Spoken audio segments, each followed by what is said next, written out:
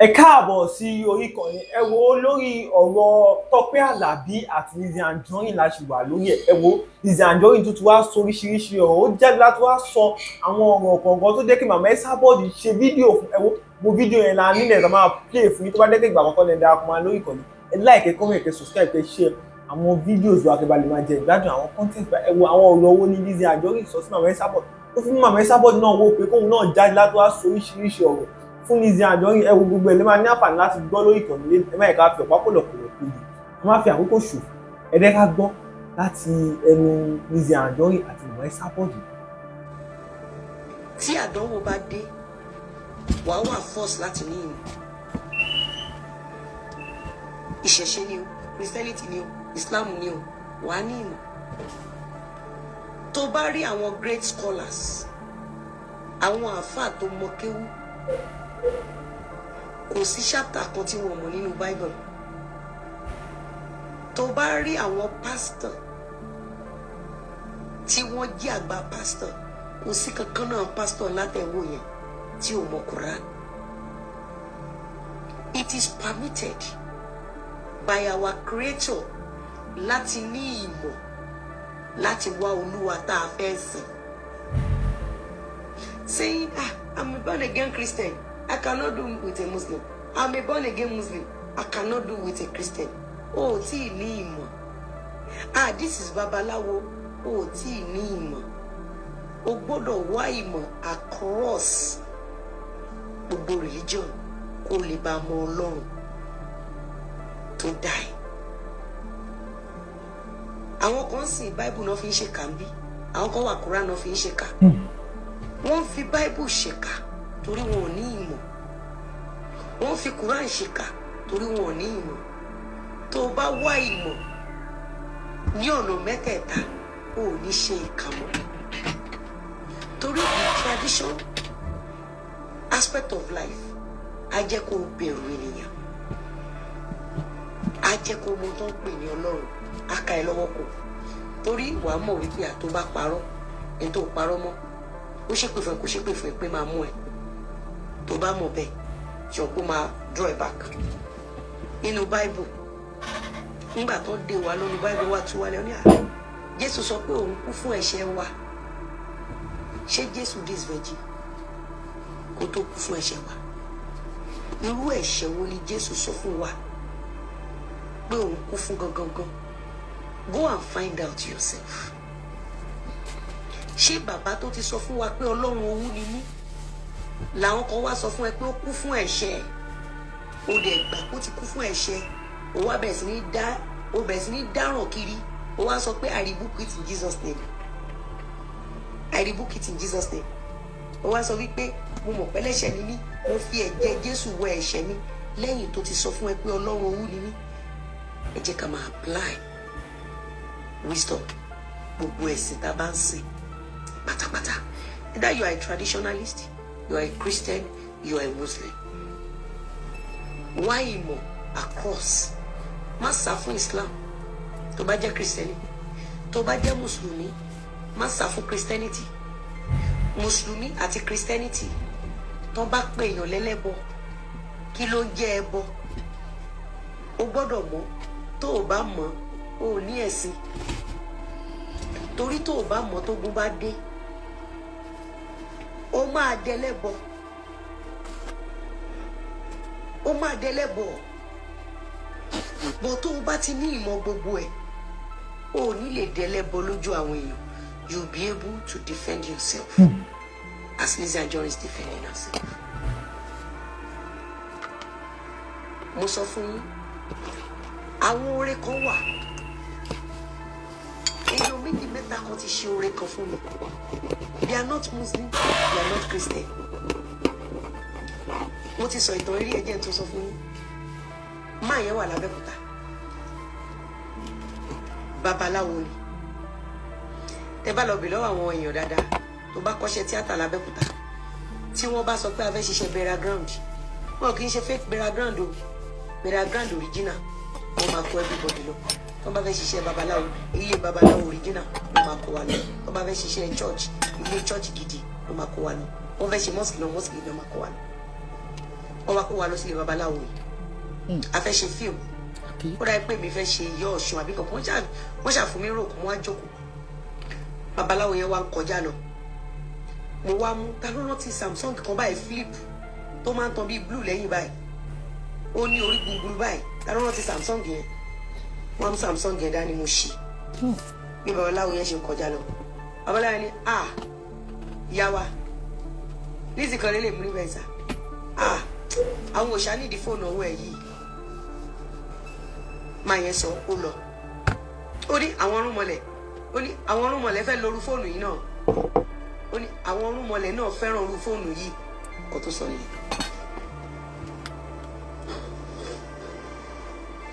ló bá lọ kó tó padà bọ̀ mo yọ sim card mi mo wá mú fóònù yẹn fún mo ti sọ rí dáadáa mo ti sọ story rí dáadáa mo fún màá yẹn ní fóònù yẹn torí èmi ò rí bíi babaláwo for the fact pé ó gbà wá láàyè ká wá ṣe fíìmù lọ́dọ̀ ẹ̀ mo ti fall in love pẹ̀lú ẹ̀ mo fún ní fóònù yẹn ọ̀rọ̀ tí mo ń sọ yìí ti pẹ́ tí mo ti fún màá yẹn ní fóònù yẹn nígbà tó wá dìgbà tí mo ní ṣọ́ọ̀bù ní ọgbà ní counting bus stop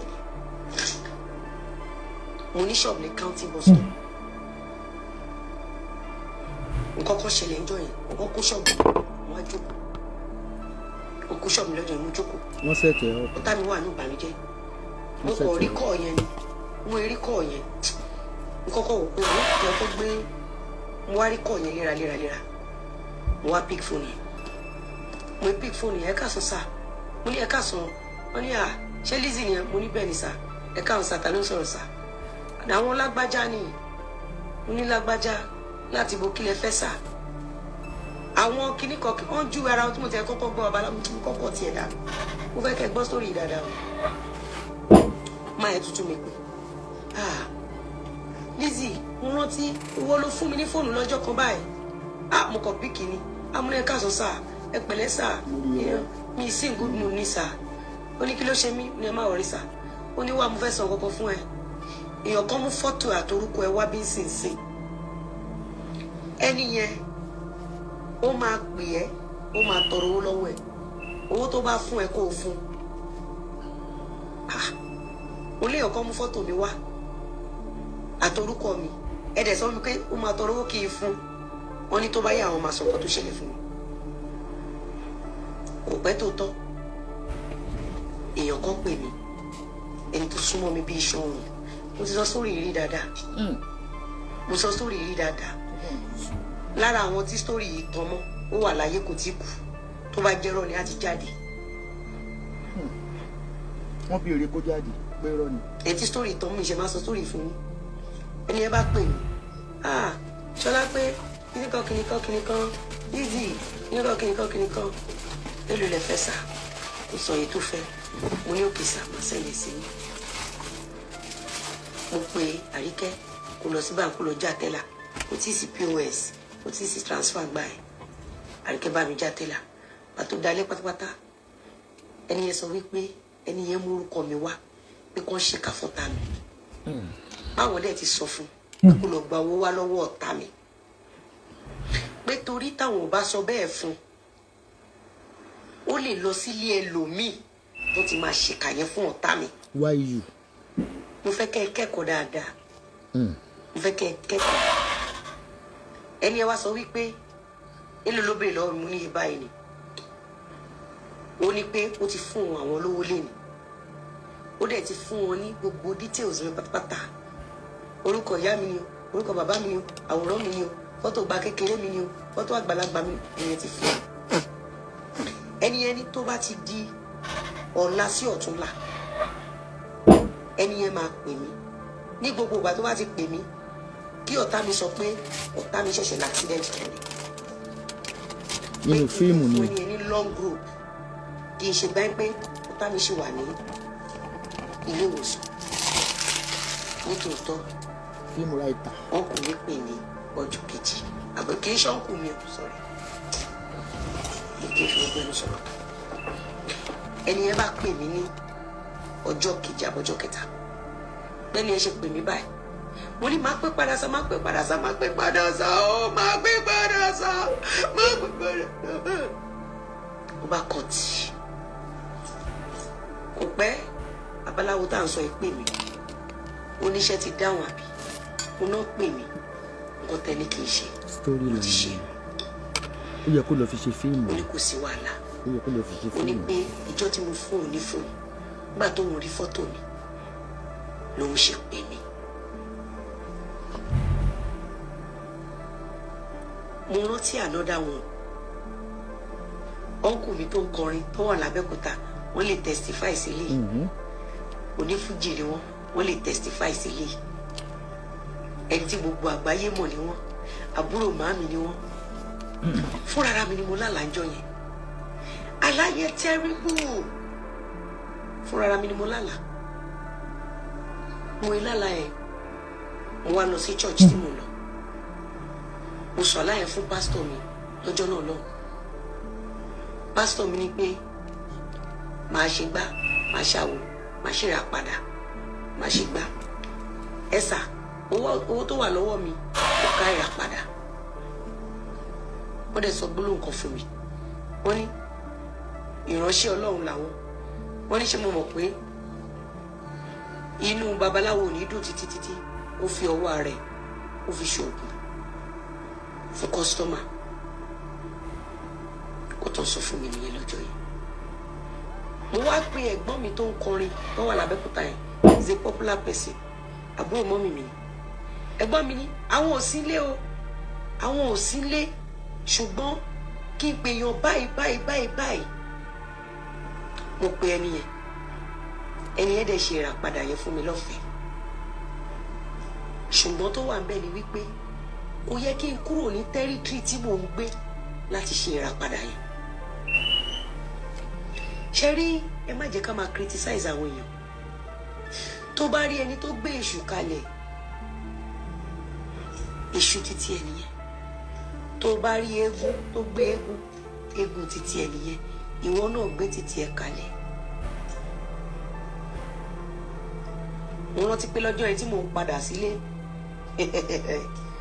ẹ má jẹ́ kí n sọ nǹkan tó ṣẹlẹ̀ brọ́dà mi tí mò ń sọ yìí tó bá ń wo ṣó yìí wọ́n á mọ̀ pé àwọn ni and he can testify to it onífújì ni ní Abẹ́òkúta tó dẹ̀ jẹ́ popular person ní gbogbo àgbáńláyé àbúrò màmá mi ni kódà mọ́mì mi ló gbé aago lọ́jọ́ yẹn tó pè wọ́n pé ah báyìí ìṣẹ̀lẹ̀ ní àwọn ò sí nílé ṣùgbọ́n kí n lọ bá ẹni báyìí you see ṣé ogun tí irú àwọn Ẹsábọ̀dù tiẹ̀ gbé tíyàn yìí. stop mentioning my name.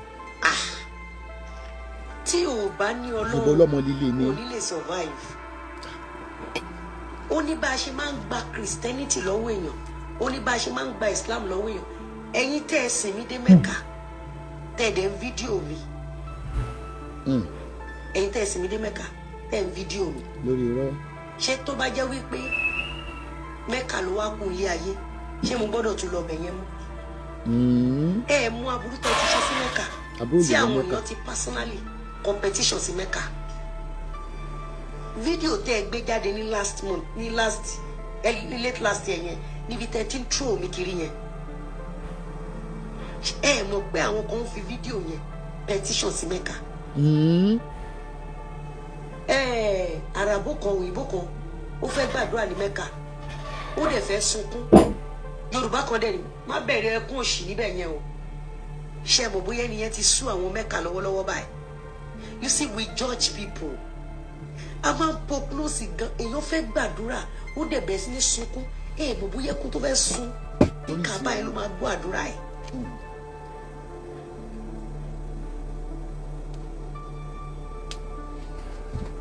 mo máa ń stream torí pé tó bá dọ́là wà lóògùn tó wí ó máa ń parọ́ ló ṣe máa ń stream. òun play show mi ta lórí fídíò yẹn play show mi. kò sí social media user tó máa sọ pé òun rí fídíò yẹn kò sí ẹni social media user tó máa sọ pé òun rí fídíò yẹn. play show mi ò máa play ẹ̀.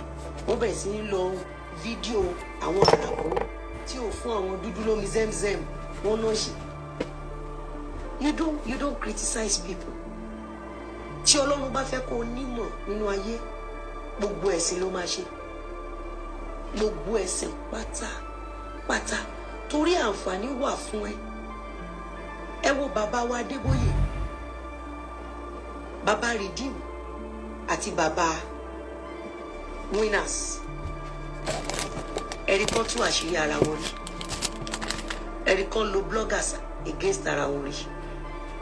Wọ́n lè ní differences, àwọn ẹlẹ́ran ara ni wọ́n, but if you look at the two great men of God, they are in for the success of Christianity. Eléyìí máa preach, a prophesy ní church ẹ̀, bàbá Redeem a prophesy, bàbá Winners ò ní sọ pé irọ́ ló ń pa, bàbá Winners a prophesy, bàbá Redeem kò ní sọ pé irọ́ ló ń pa. And that is why you see these two people, they are the richest or one of the richest pastor in the world. Ìwọ tó wá bẹ̀rẹ̀ church lánàá, wà á wò pé báwo làwọn bàbá yẹn ṣe ṣe, because they work as a team. Wọn ò dẹ̀ tú di ara wọn. Àwọn tá à ń pè ní Kristẹni gangan nìyẹn. O kì í ṣe ìwọ tó gbé Bible síta tó lọ́mọ máa kú. Kò ń ṣe ìwọ tó gbé Bible síta tó ọ̀dà pósí pẹ̀lú Bíbélì. Kò kì í ṣe ìwọ tó wọ fọ́kànnà sẹ̀lẹ̀ tó ń sọ pé àwọn ọmọ máa kú ni. Ṣé bí ìgbà tí wọ́n fẹ́ ṣe pé direct èpè ló ṣẹ́, kí ló dé tó ṣe wá ń bẹ̀rù àdàbí tèmi gbé wá lẹ́yìn tèmi sọ wípé àdàbí tó bá jẹ́ pé mo ṣe nǹkan tó sọ, àwọn ló ń bẹ̀rù. àdàbí tó bá jẹ́ pé òtítọ́ ló sọ. Ìwọ ti gbé Bible dání, tó bá jẹ́ tòótọ́ o gbọ́kànlé Bible yẹn, tó bá jẹ́ pé tòótọ́ Kristẹni yẹn, kí ló dé tí wọ tó ṣépè ṣe ń bẹ̀rù dá padà ẹni tó ṣe fún. So guys, ẹ jẹ́ ká play. Show me no play yẹn olùbí ṣe stop play my show ní máa ń sọ fún mi. What's the play fún mi na screen? Elizabeth, anybody can be Elizabeth. So anybody can be Elizabeth. So at least sister mi máa rí pre birthday photo shoot. Sori pé tó èmi ló fi máa ń mí tó fi ń ṣe show. Sori pé sí pé ẹ admit pé sister mi mọ̀ pé Lizzy Anjorin làwọn bọ̀ wá. Tí máa play tí wọ́n máa sọ fún mi. Ibi tí mo bọ̀ lóde. Esabod. Mi ò lè sá fún mi. Nígbà tí ẹ mọ̀ Aunty Esabod, Aliu dárúkọ Aunty Lizzy. Esabod. Kí ló dé tẹ́ ṣe wá ń purọ́ fún àwọn èèyàn láti bí ọjọ́ mẹ́ta pé Aliu dárúkọ. You see, one thing I appreciate about you, Esabod, òun ni wípé tó bá dé wá, tó bá ti dórí everybody rú, ìwọ ló máa ń padà mú material tó máa fi tú wa. It now takes ẹni tó ní ọpọlọ láti pick àwọn material yẹn gbà tó bá gbèdé. Ìwọ náà sọ́nsìn, o ní Aliu sọ pé Elizabeth mélòó ló close mọ́ Aliu Adégòkè. Ṣé Adégòkè Aliu Adégòkè ṣó close mọ́ Elizabeth da Silva ni o àbí Elizabeth da Gold? The only Elizabeth tí Aliu close Stop playing my mọ́ is show. Lizzy Anjorin. You want me to play your show? Stop playing my show. So now, Esabod, ẹ ti admit sí wípé ẹ kò ń parọ́ fún wa. And for the fact wípé you know too much Tell me the come analyze about this lórí dábì case, máa tó analyze. it shows it was a sin. Why you concentrating on me? Ibi tí mo ń bọ̀ gbọ̀ngbọ̀n, nǹkan tí mo ṣe analyse. Because ẹ ń parọ́ fáwọn èèyàn pé wọn ò dárúkọ ẹ̀, wọn ò dárúkọ ẹ̀, wọn ò dárúkọ ẹ̀, wọn ò dárúkọ Okay, ẹ̀. kí ló ṣẹlẹ̀ sọ But fún you mi? just admitted now that Aliu sọ wípé Elizabeth. Ṣé mo dárúkọ rẹ̀? Àní wéèrè ní Aliu ò ìpàwọ́. jẹ́ kí n pè wá bẹ́ẹ̀. Mo lẹ́ni tó pè. Aliu bá sọ wípé Elizabeth kí ni? You see, mo appreciate show tó ṣe ló fi hàn wípé sista mi mọ̀ pé ọ̀dọ̀ mi làwọn ń bọ̀. Probably gbogbo yín consult ara yín ẹ dẹ̀ sọ fún wọn pé tán bá dọ̀dọ̀ mi kán má bọ̀lẹ̀ for reason best known to you guys. But statement tó sọ ó fi hàn wípé àǹtí mi wà fully aware pé Elizabeth, and the only Elizabeth tó máa ṣe birthday l'April 4 is Lizzy Anjorin.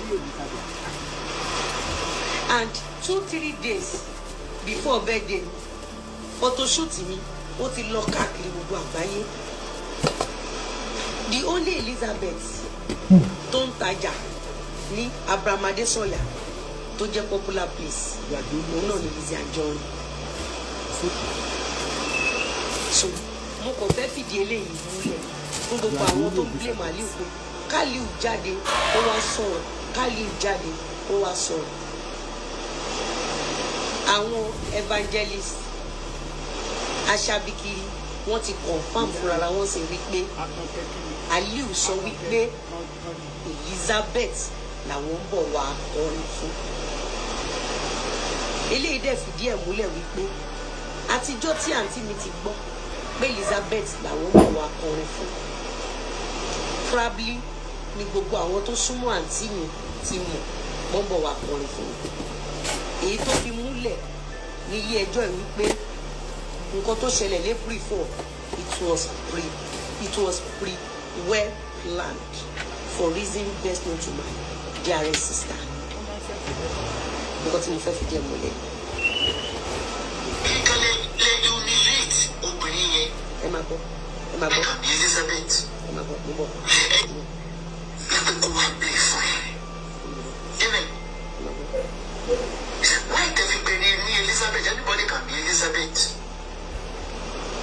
Anybody cannot be Elizabeth. Esabod, thank you for telling the whole world that Aliu actually mentioned my name. Thank you so much for this. Nítorí pé mo ti born again, I'm saying thank you. At least for people saying, wọn ò sọ tẹ́lẹ̀, wọn ò sọ tẹ́lẹ̀, wọn ò mọ̀ tẹ́lẹ̀, wọn ò dárúkọ, Plato yẹn ń gbé orúkọ pamọ́. At least we've been able to prove to the whole world now that Aliu did not hide my name. Aliu actually told Auntie that she's coming to sing for her dearest sister. And ilé ìfihàn wípé everything is well planned. Ẹ̀yin kan lè humiliate obìnrin yẹn. Irọ́, àǹtí mi náà humiliate mi. Ṣùgbọ́n a máa ń fàgbàgbà ni. A máa ń fàgbàgbà ni. Àǹtí mi wọn kódà tí bá rí wọn màá tún kúnlẹ̀ màá tún ní ẹ má bínú ọjọ́. Àǹtí mi náà humiliate mi. Ìwọ náà mọ̀ Esabod. Gbogbo ìta àǹtí mi ò sọ nǹkan kan yìí. Gbogbo ìta àǹtí mi ò sọ nǹkan yìí. Wàá rí pé àǹtí mi enjoy everything. Why are you mentioning my own name? Because ó wà pre-planned. Ṣòtìyé tí àǹtí mi ò bá humiliate mi, àǹtí mi á ti wá solution. Ẹ má fàbúrò mi ṣe ẹ̀yẹ o, misconception ni o. Torí ìwọ bẹ àwọn tó ṣépè fún mi àbí. Torí pé ó ń dùn mọ́ àǹtí mi gangan. Bí wọ́n ṣe sọ wípé lágbájá jojú ẹ̀, àǹtí ẹ̀ jojú ẹ̀, àǹtí ẹ̀ ló mú bá ṣe ẹlẹ́bọ ni ó ń ṣépè fọmọ. Torí pé àǹtí mi gangan ló humiliate mi. Ṣé o dẹ̀ mọ̀ pé mi bẹ́ẹ̀ mi ṣe wà yìí sí? Èmi ò déédéé ṣépè fún yín, mi ì déédéé ṣépè fún àwọn ọmọ yín. Ẹ̀yin lẹ máa ń ṣépè fún ara yín àtàwọn ọmọ yín. Dá padà lásán lèmi máa ń ṣe. Ṣùgbọ́n èmi ló yẹ kémi máa sọ wípé èmi ò fẹ́ bá àǹtí mi ṣe. Torí pé foundation àǹtí mi gangan ibi tán ti bẹ̀rẹ̀ orin ṣé o mọ̀ pé ó ní ṣe pẹ̀lẹ́lẹ́bọ. Èmi lè kí n máa wò pé mi ò fẹ́ kí àǹtí mi kàn wá stay ni. Aṣọ funfun tèmi ibi tí àǹtí mi ti bẹ̀rẹ̀ gangan ibi ẹlẹ́bọ ni. Ibi tán ti bẹ̀rẹ̀ orin aṣọ fún làǹtí mi máa ń wọ̀ ńgbà kan, aláṣọ fún làǹtí mi. Ibi tí àǹtí mi dẹ̀ ti bẹ̀rẹ̀ gbogbo alamọ̀kan tó rock olùdarí ìjọsìn yẹn tó jẹ́ bàbá tiwa torí bàbá àǹtí mi ni bàbá àǹtí mi kẹ̀dẹ̀ ní bàbá tiwa ni. Tẹ́ bá wo ẹlẹ́bọ level yẹn ẹ rí wípé àǹtí mi wà more direct sí ẹbọ. Èmi ń ṣe dá padà ní kò kì í ṣe pé bóyá mo ti torí pé mo fẹ́ lówó àbí mo fẹ́ lọ́lá àbí mo fẹ́ lókìkí kí n lọ ṣe ẹbọ nìṣó.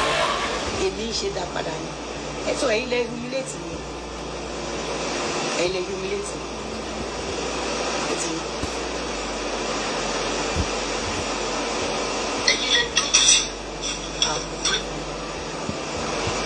sábọ̀dù ó ń bà sí ni. Full information. Wọ́n ti sọ pé Elizabeth wọ́n náà sọ pé Elizabeth wọ́n náà sọ pé Elizabeth. Ẹ má gbàgbé pé gbogbo ọ̀rọ̀ tó ń jáde lẹ́nu evangelist sábọ̀dù ó fẹ́ gbowó ni o. Ẹ má bínú sí ẹ mọ̀ pé kò níṣẹ́ lọ́wọ́ iṣẹ́ tó máa ń ṣe rè á farúwájú pọ̀ mọ́ ti pàkọ́ á fa ti pàkọ́ sẹ́yìn oníṣẹ́ nǹkan tó ń ṣe kó ba nǹkan jẹ́ kó fi gbowó owó ló ń wá. Má ti lọ gbé sísá mi mọ́ra pé má wọ́ọ̀rì a máa dàìbà tí wọn ẹ jẹ́ kí màmá bá yín ṣe.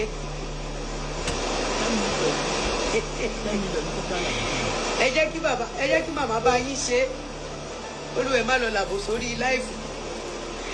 Ẹ jẹ́ kí màmá bàbá àǹtí ni bàbá mi ni o bàbá àǹtí mi bàbá mi ni ìyàtọ̀ tó kọ́ wọn bẹ́ẹ̀ ni wípé èmi gbé ti tèmi wá fi defend ara mi mo wá ṣe dá padà àǹtí mi ṣe tiwọn direct.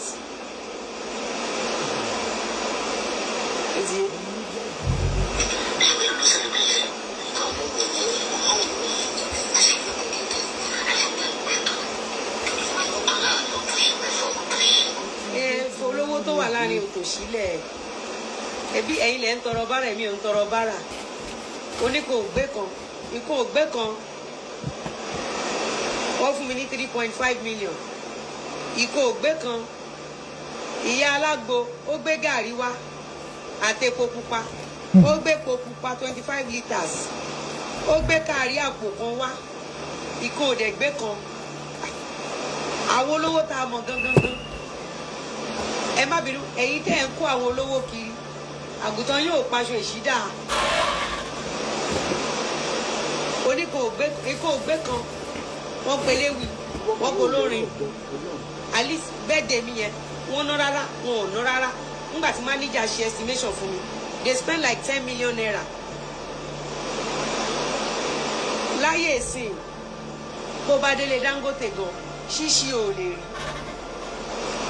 ọ̀bọ̀ ò lè rí gbà ẹ̀yin tẹ́ wá mú àwọn èèyàn ńláńlá kí ló dé tí ẹ ṣe wá já sánsán kí ló dé tí àgùntàn yóò ṣe paṣọ ìṣídà kí ló dé tẹ́ ṣe ń lò lẹ̀kẹ̀ oníke kí ló dé tẹ́ ṣe wá ń lo àkísà ẹni ìkó ògbé fi wọ́n lẹ̀ ìkó ògbé kan yẹn Ọlọ́run ló ní kó wọn mọ́ra ó ti yẹ mo bá lù wọn gan bọ́n ṣe wà yẹn wọ́n bá gbé Dangote lẹ̀ wọ́n bá gbé wọn lẹ̀ máa mú wọn torí àwọn ni mò ń rí lẹ́yìn mi àwọn lọ̀rẹ́ mi àwọn pàdé mi nìyẹn tá a ṣe ń kóra wa kiri nìyẹn ìwé mi ṣe máa ń kó àwọn èèyàn mi téèyàn bá ti lóyà sí mi kódà kó o máa fìdí wọ́ ó ti dèèyàn mi o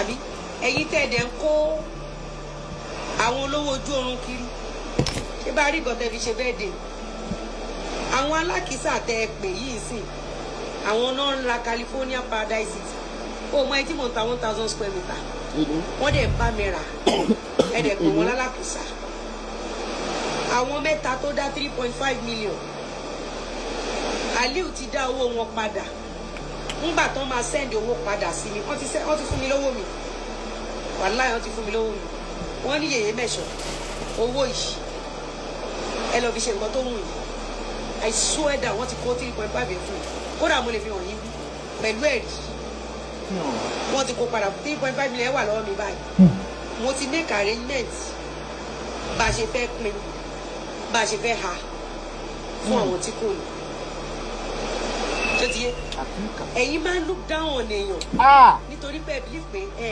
lè rí bí labára lọ́wọ́ wọn ẹ̀yin desperate inú ayé lẹ ṣe máa ń wá olówó tẹ fẹ́ bà lórúkọ jẹ́ kẹ́ ẹ lè fi pa gbowó lọ́wọ́ wọn. má bínú ìwé olówó. èmi ò ní ìdí àti bàyàn lórúkọ jẹ́ mo níṣẹ́ ọwọ́ mi. sórí àwọn lẹ́kùlẹ́jà mi yẹn àwọn lẹ́kùlẹ́jà àwọn yóò ń tèmẹ́tò mi yẹn ìyá kí lórúkọ ẹ̀ alágbo Sókótó ló ti wá ẹ gbàgbé kó sọ pé òun wá láti kọ kátàkọ Sókótó 3 days lólòdì lójú ọ̀nà ó tún wá rántí ó gbé gàrí fún mi ó gbé 25 litres epo pupa àwọn kan tún wá kàkàkiri wọ́n pọ̀ ẹ fi lẹ́kùlẹ́jà mi yẹn olówó kan láàrin òtòṣì wọn ṣáà ní lọ mú 10 million wá bí títí ẹ kí ló kún ẹ problem ti wà nìyẹn olówó kan láàrin òtòṣì ṣé báwọn ti ẹ̀yẹ́ èèyàn sí ṣé bí wọ́n máa ń gbowó lọ́wọ́ èèyàn o máa ń padà sọ olówó di tálíkà ni àwọn eléyìí ò gbà lọ́wọ́ mi wọ́n tún ń fún mi tó bá ní warriors méjì ó ti lówó lọ bèrè empowerment tá a máa ń ṣe every month every week ní inú ẹgbẹ́ wa yẹn at least àtijọ́ tó ti kú lọ́dọ̀ mi wọn ṣáà blackmail mi lẹ́yìn tí wọ́n gba millions tán kí ló ṣe o fún mi lẹ́dàá kan tó fún ẹ lówó tó o padà bá tiẹ̀ jẹ́ ìwọ tó jẹ́ pé báwọn yẹn bá ṣe ń fún ẹ lówó ló ṣe máa la ọ̀nà ìṣubú fún wọn téèyàn bá ti ń rí jẹ tẹ́lẹ̀ tó bá ń fún Esabod lówó ẹni ẹ máa dẹni tí ò rí jẹ mọ́ láyé ṣùgbọ́n àwọn eléyìí wọn ò gba kọ́bọ̀ kò gbowó kò gbòòbí tó fi dá mi lọ́lá òun lọ́rọ̀ àwọn wọn ò gba kọ́bọ̀ wọn tún wá dá mi lọ́lá àwọn warriors ò kì í sọ pé àwọn ò já pure water sókun àwọn eléyìí gbé kọ̀ǹténà omi wá sókun ni òkun ó bá àkókò iṣẹ́ dànù aláfẹ́ já omi tiwa sínú omi yẹn and I'm super proud of all of them tí mo dẹ̀ fi àsìkò yìí tí mo fi ń ṣàdúrà fún wọn wípé àlékún ni pèrègùn láṣọ warriors tọkàntọkàn ẹ máa lékún owó ẹ máa lékún ẹ̀mí gígùn èmi àti yín máa lékún owó èmi àti yín máa lékún ẹ̀mí gígùn èmi àti yín máa lékún àlàáfíà èmi àti yín máa lékún ìgbéga. Esabod, you forgot the fact that born leader ni mí. A good leader don't segregate. A good leader don't look down on any members.